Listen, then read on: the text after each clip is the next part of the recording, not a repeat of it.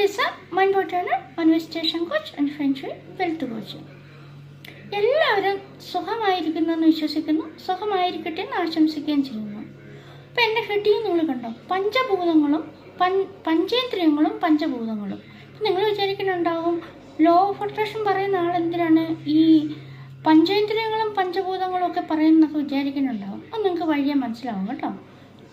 ഈ പഞ്ചഭൂതങ്ങളും പഞ്ചേന്ദ്രിയങ്ങളൊക്കെ എന്താണെന്നും അവ എന്തിനാണെന്നും എന്നൊക്കെ നമുക്ക് മനസ്സിലാകും. ഈ ഞാൻ പറയുമ്പോൾ എന്തെങ്കിലുമൊക്കെ തെറ്റിപ്പോവോ അല്ലെന്നുണ്ടെങ്കിൽ വിക്കി പോവോ ഒക്കെ ചെയ്തിട്ടുണ്ടെങ്കിൽ നിങ്ങൾ എന്നോട് ക്ഷമിക്കണം കേട്ടോ. കാരണം ഞാൻ അധികം വീഡിയോ ഒന്നും ചെയ്തിട്ടില്ല, ആദ്യമായിട്ടാണ് ഞാൻ ഇതിലേക്കൊക്കെ വരുന്നത്. എൻ്റെ ഫീൽഡ് എന്ന് പറഞ്ഞാൽ മെഡിക്കൽ മേഖല, നഴ്സിംഗ് ആയിരുന്നു എൻ്റെ ഫീൽഡ്. അപ്പം ഞാനിത് എൻ്റെ ഒരു ആഗ്രഹം കൊണ്ട് വന്നതാണ്, ഞാനത് ഇതിലേക്ക് വന്നതാണ്. ലോ ഓഫ് അട്രാക്ഷനൊക്കെ പഠിച്ചു കഴിഞ്ഞപ്പോൾ എനിക്ക് കിട്ടിയ അറിവ് നിങ്ങൾക്കും കൂടി പകർന്നു തരണം എന്ന് തോന്നിയത് കൊണ്ടാണ് ഞാൻ ഇതിലേക്ക് വന്നത്. അപ്പോൾ എന്തെങ്കിലുമൊക്കെ തെറ്റുകുറ്റൊക്കെ ഉണ്ടെങ്കിൽ നിങ്ങൾ ക്ഷമിക്കണം കേട്ടോ.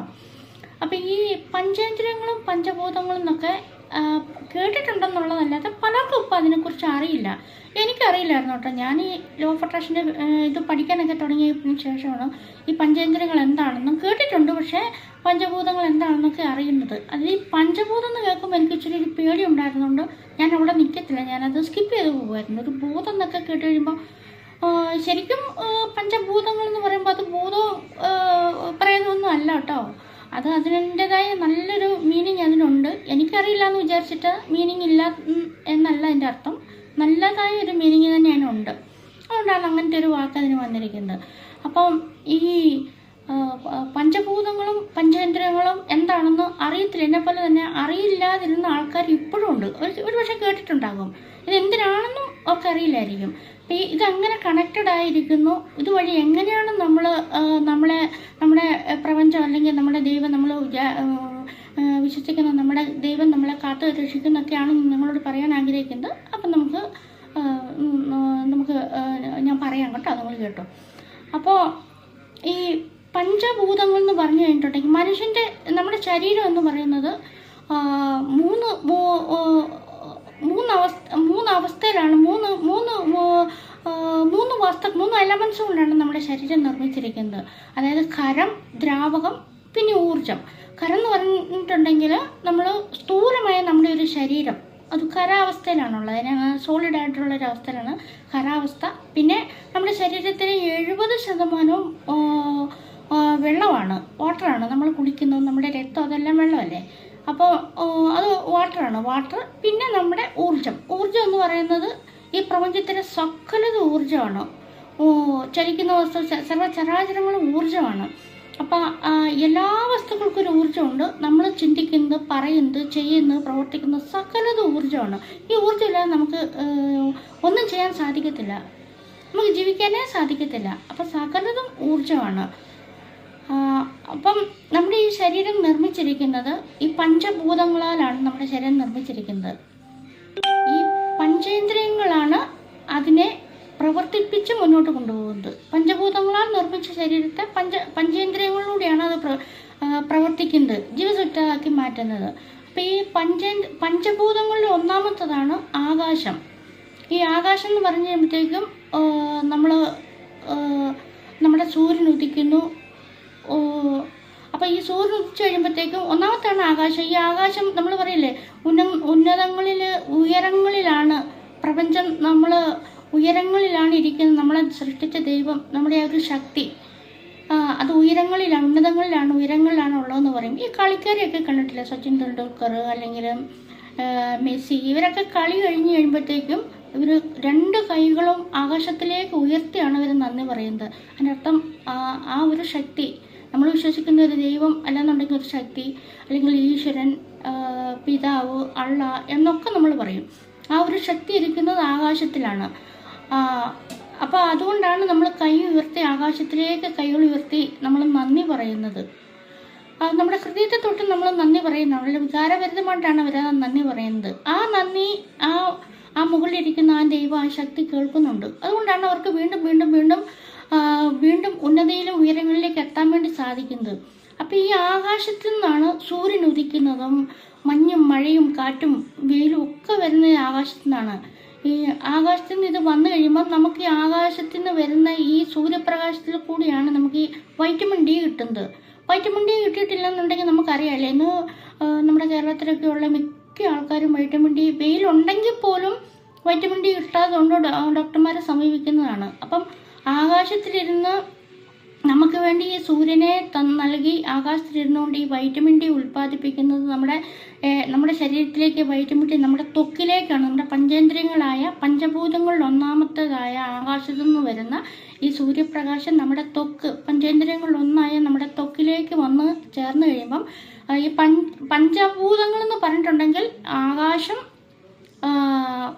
വായു, അഗ്നി, ജലം, പിന്നെ ഭൂമി, ഈ 5 എണ്ണമാണ് പഞ്ചഭൂതങ്ങൾ എന്ന് പറയുന്നത്. ഈ പഞ്ചേന്ദ്രിയങ്ങൾ എന്ന് പറഞ്ഞിട്ടുണ്ടെങ്കിൽ കണ്ണ്, മൂക്ക്, നാക്ക്, ചെവി, ത്വക്ക്, ഇത് 5ആണ് കേട്ടോ പഞ്ചേന്ദ്രിയങ്ങൾ. അപ്പം നമുക്ക് ആകാശത്തുനിന്ന് വരുന്ന ഈ സൂര്യപ്രകാശം നമ്മുടെ ത്വക്കിലേക്ക് വന്നടിക്കുമ്പോഴാണ് നമുക്ക് വൈറ്റമിൻ ഡി ഉൽപ്പാദിപ്പിക്കപ്പെടുന്നത്. ഈ വൈറ്റമിൻ ഡി കിട്ടിയിട്ടില്ലെങ്കിലുള്ള പ്രതിസന്ധികളൊക്കെ നമുക്ക് എല്ലാവർക്കും തന്നെ, ഒരുവിധപ്പെട്ട എല്ലാവർക്കും തന്നെ അറിയാവുന്നതാണ്. അപ്പോൾ ഈ വൈറ്റമിൻ ഡി കിട്ടിയാൽ മാത്രമേ നമുക്ക് വൈറ്റമിൻ സി ഉണ്ടാവുകയുള്ളൂ. സി നമുക്ക് ലഭിച്ചിട്ടില്ല എന്നുണ്ടെങ്കിൽ അത് നമ്മുടെ ശരീരത്തിൽ എവിടെയെങ്കിലുമൊക്കെ പോയി സി എടുത്തുകൊണ്ട് വന്നിട്ടില്ല എന്നുണ്ടെങ്കിൽ നമ്മൾ കുഴഞ്ഞ് വീണ് മരിച്ചു പോകുന്നതും ഈ സി കിട്ടാത്തതുകൊണ്ടാണെന്നും, ഈ സി വർക്ക് ചെയ്തിട്ടില്ലെങ്കിൽ മഗ്നീഷ്യവും ഫോസ്ഫറസും നമ്മുടെ ശരീരത്തിൽ വർക്ക് ചെയ്യാതെ വരും. ഇതൊക്കെ ഇതിനെക്കുറിച്ചൊക്കെ നിങ്ങൾ കേട്ടിട്ടുണ്ടോ എന്ന് എനിക്കറിയില്ല. ഞാൻ നഴ്സിംഗ് ഫീൽഡിലായതുകൊണ്ട് ഞാൻ നിങ്ങളോട് ഇതൊക്കെ പറയുന്നതേ ഉള്ളൂ. അപ്പോൾ ആകാശവും നമ്മുടെ ത്വക്കുമായിട്ട് അത്രയ്ക്ക് റിലേഷനാണ്. അതായത് വൈറ്റമിൻ ഡി ഉൽപ്പാദിപ്പിക്കുന്നത് നമ്മുടെ ത്വക്കിലേക്ക് ആയതുകൊണ്ട് ഇത് രണ്ടും കൂടെ റിലേറ്റഡാണ്. എല്ലാമായിട്ട് റിലേറ്റഡാണ്, എന്നാലും മെയിനായിട്ട് ത്വക്കുമായിട്ട് റിലേറ്റഡാണ്. ഇനി അടുത്ത് നമ്മുടെ വായുവാണ്. ഈ വായു എവിടെ നിന്ന് വരുന്നെന്നോ എങ്ങോട്ടേക്ക് പോകുന്നെന്നോ ഇന്ന് വരെ ഒരു ശാസ്ത്രജ്ഞനും കണ്ടുപിടിക്കാൻ പറ്റിയിട്ടില്ല. ആർക്കെല്ലാം എത്ര നിരീശ്വരവാദികൾ വിചാരിച്ചാൽ പോലും ഇതൊക്കെ എവിടെ നിന്ന് വരുന്ന എങ്ങോട്ടേക്ക് പോകുന്നു ഒന്നും കണ്ടുപിടിക്കാൻ വേണ്ടി ആർക്ക് സാധിച്ചിട്ടില്ല, ഇനിയോട്ട് കണ്ടുപിടിക്കത്തുമില്ല. അപ്പോൾ ഈ വായു നമ്മുടെ മൂക്കുമായിട്ട് നമുക്ക് റിലേറ്റ് ചെയ്തിരിക്കുന്ന കാര്യമാണ്. അതായത് നമുക്ക് ശ്വാസം നമ്മൾ എങ്ങനെ എടുക്കുന്നു, എങ്ങനെ ശ്വാസം പുറത്തേക്ക് വിടുന്നു നമ്മൾ അറിയുന്ന ആ പ്രക്രിയ നമ്മൾ അറിയുന്നേ ഇല്ല. ശ്വാസം ലഭിക്കാതെ വന്നു കഴിയുമ്പോൾ നമ്മൾ എന്താ ചെയ്യുന്നത്, നമുക്ക് കൃത്രിമ മാർഗങ്ങളിലൂടെ നമുക്ക് ശ്വാസം തരും. ഇല്ലാന്നുണ്ടെങ്കിൽ ശ്വാസമൊക്കെ ലഭിക്കാത്ത ചെറിയ കുഞ്ഞു കുട്ടികളൊക്കെ നമ്മൾ കണ്ടിട്ടുണ്ട്. ശ്വാസം കിട്ടാതെ വരുമ്പോൾ ശരീരമൊക്കെ പെട്ടെന്ന് നീല കളറായി മാറുന്നത്. അപ്പം നമ്മളെ എത്രമാത്രം നമ്മുടെ ഈ പ്രപഞ്ചം, നമ്മുടെ ഈ ദൈവം സ്നേഹിച്ചിട്ടാണ് നമുക്ക് ഈ വായുവൊക്കെ ഇതുപോലെ ലോഭമില്ലാതെ നമുക്ക് തരുന്നത്, ഒരു അളവില്ലാത്ത വിധത്തിൽ നമുക്ക് തരുന്നത്, ഒരു കാശും കൊടുക്കാത്ത വിധത്തിൽ നമുക്ക് തരുന്നത്. നമ്മൾ ഒരിക്കലെങ്കിലും നന്ദിയൊക്കെ പറഞ്ഞിട്ടുണ്ടോ? ഇതിനൊക്കെ പറയണം കേട്ടോ. പിന്നെ ഇത് നമ്മുടെ മൂക്കുമായിട്ട് റിലേറ്റഡ് ആയിട്ടുണ്ട്. അപ്പോൾ ത്വക്കും മൂക്കുമായി. ഇനി അഗ്നിയാണ്. അഗ്നി എന്ന് പറയുമ്പോൾ അഗ്നി ഇല്ലാതെ നമുക്ക് ഈ ഭൂമിയിൽ ജീവിക്കാനേ സാധ്യമല്ല. നമുക്ക് എന്തിനും ഏതിനും അഗ്നി വേണം. ആഹാരം കഴിക്കണമെങ്കിൽ അഗ്നി വേണം. നമുക്ക് എന്താ പറയുന്നത്, നമുക്ക് വാഹനങ്ങൾ ഓടിക്കണമെങ്കിൽ എന്തിനും ഒരു കറണ്ട് ഇല്ലെങ്കിൽ നമുക്കൊരു വലിയ ഓഫീസുകളും കെട്ടിടങ്ങളൊക്കെ പ്രവർത്തിക്കണമെങ്കിൽ അവിടെ അഗ്നി വേണം. അതായത് പെട്രോളും മണ്ണെണ്ണയും ഡീസലും എല്ലാം അഗ്നിയാണ്. പിന്നെ നമ്മൾ പറയല്ലേ, നമ്മുടെ വയറ് വിശന്ന് കഴിയുമ്പോഴത്തേക്കും വയറ് എരിഞ്ഞ് വയറ്റിൽ തീ കത്തി എന്നൊക്കെ നമ്മൾ പറയൂലേ, കണ്ണിൽ കൂടി തീ പാറുന്നു എന്നൊക്കെ പറയില്ലേ. അത് മാത്രമല്ല, നമ്മൾ 98.8നും 98.6 ബിറ്റ്വീൻ 98.8 ഇടയ്ക്ക് നമ്മുടെ ടെമ്പറേച്ചർ നിന്നിട്ടില്ല എന്നുണ്ടെങ്കിൽ നമ്മൾ ഹോസ്പിറ്റലിൽ അഡ്മിറ്റഡ് ആകും. അത് അഗ്നിയല്ലേ, ചൂടല്ലേ, ഹോസ്പിറ്റലിൽ അഡ്മിറ്റ് ആകും. ചിലപ്പോൾ മരണം വരെ സംഭവിക്കുകയും ചെയ്യും ആ ചൂട് വർദ്ധിച്ചു വന്നിട്ടുണ്ടെങ്കിൽ. അപ്പോൾ ഒരു കൃത്യമായിട്ടൊരു ചൂട് നമ്മുടെ ശരീരത്തെ മെയിൻറ്റെയിൻ ചെയ്ത് കൊണ്ടുപോകുന്നത് ആരാ? നമ്മളാരെങ്കിലും നമ്മളതിനെക്കുറിച്ച് അറിയുന്നുണ്ടോ? നമുക്ക് അറിയുക പോലും ഇല്ല അതൊന്നും.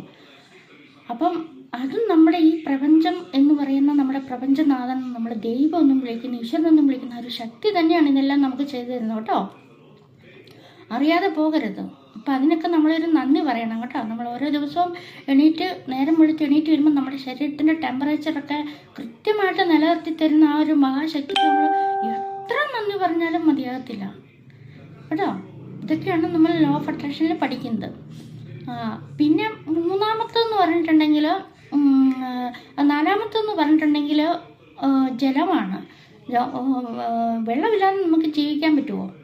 ഒരിക്കലും നമുക്ക് ജീവിക്കാൻ പറ്റത്തില്ല. നമ്മൾ പിന്നെ നമ്മൾ ഹോട്ടായിട്ടും കോൾഡായിട്ടും കൂളായിട്ടും ഒക്കെ നമ്മൾ വെള്ളം ധാരാളം കുടിച്ചുകൊണ്ടിരിക്കുന്നുണ്ട്. ഈ ജലമൊക്കെ എവിടെ നിന്നാണ്, ഈ ഭൂമിക്കടിയിൽ നിന്നൊക്കെ എവിടെ നിന്നാണ് നമുക്ക് ഈ ജലമൊക്കെ കിട്ടുക? നമ്മളൊക്കെ ആലോചിച്ചിട്ടുണ്ട്. ജലമില്ലാതെ ജീവിക്കുന്ന ഒരവസ്ഥ നമ്മളൊന്ന് ആലോചിച്ച് നോക്കിക്കേ. അപ്പോൾ ആ ജലമൊക്കെ തരുന്നത്, ജലവും ഈ പിന്നെ നമ്മുടെ നാക്കുമായിട്ട്, നമ്മൾ നാവിൽ കൂടിയല്ലേ ജലം കുടിക്കുന്നത്. അപ്പം ഇതൊക്കെ ആയിട്ട് റിലേറ്റഡ് ആണ് കേട്ടോ. പിന്നെ ഭൂമിയാണ് നമ്മളെ താങ്ങി നിർത്തുന്നത്, ഭൂമിയാണ്. അപ്പം മുഴക്കങ്ങൾ, ശബ്ദങ്ങൾ, പിന്നെ കാറ്റിൻ്റെ ഹുങ്കാര ശബ്ദം, അല്ലെങ്കിൽ ഉരുൾപൊട്ടൽ, അങ്ങനെയൊക്കെയുള്ള ശബ്ദങ്ങൾ, ഭീകരമായ ശബ്ദങ്ങളൊക്കെ കേൾക്കുന്നത് നമ്മുടെ ചെവിയിൽ കൂടിയല്ലേ.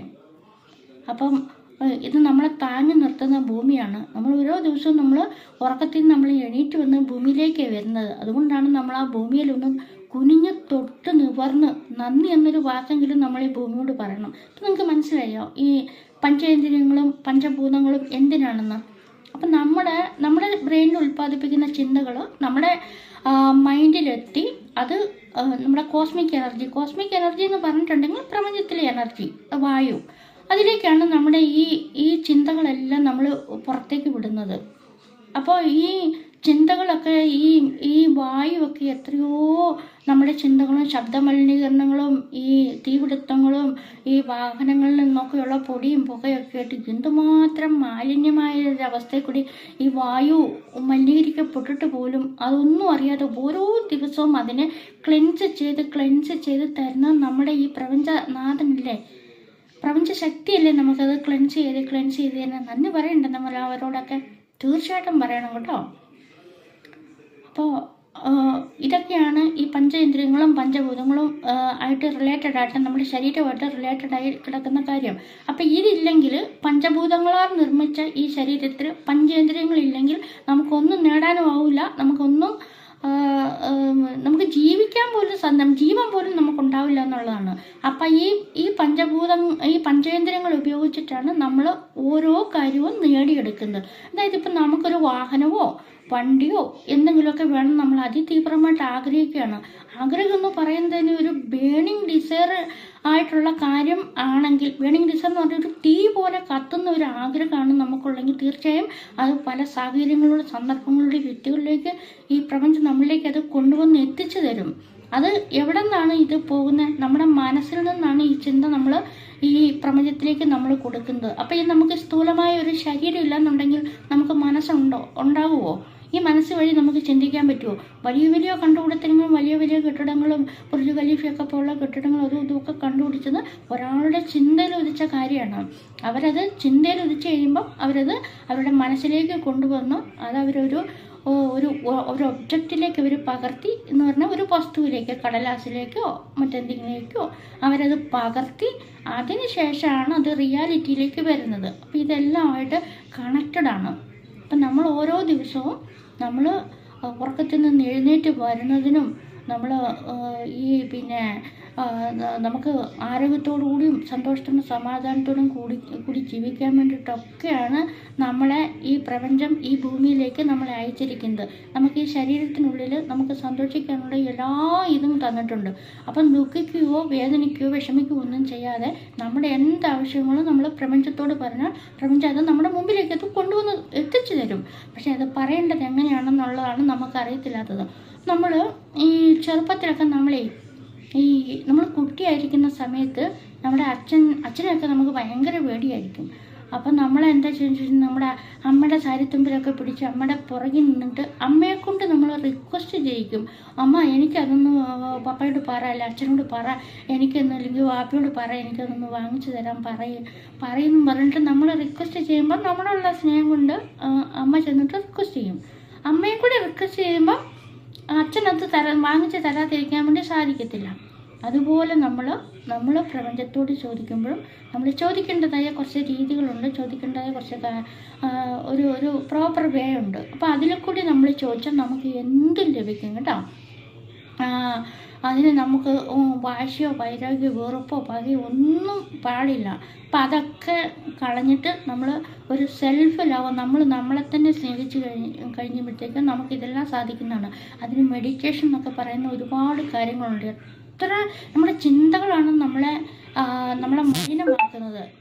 ഈ ചിന്തകളാൽ മാലിന്യമാക്കപ്പെട്ട ഒരു മനസ്സാണ് നമുക്കുള്ളത്. അപ്പോൾ അതൊക്കെ എടുത്തു മാറ്റാൻ വേണ്ടി നമ്മുടെ മനസ്സും ശരീരമൊക്കെ ശുദ്ധീകരിക്കാൻ വേണ്ടിയിട്ട് ഈ മെഡിറ്റേഷനൊക്കെ പോലുള്ള കാര്യങ്ങളൊക്കെ നമ്മളെ സഹായിക്കും.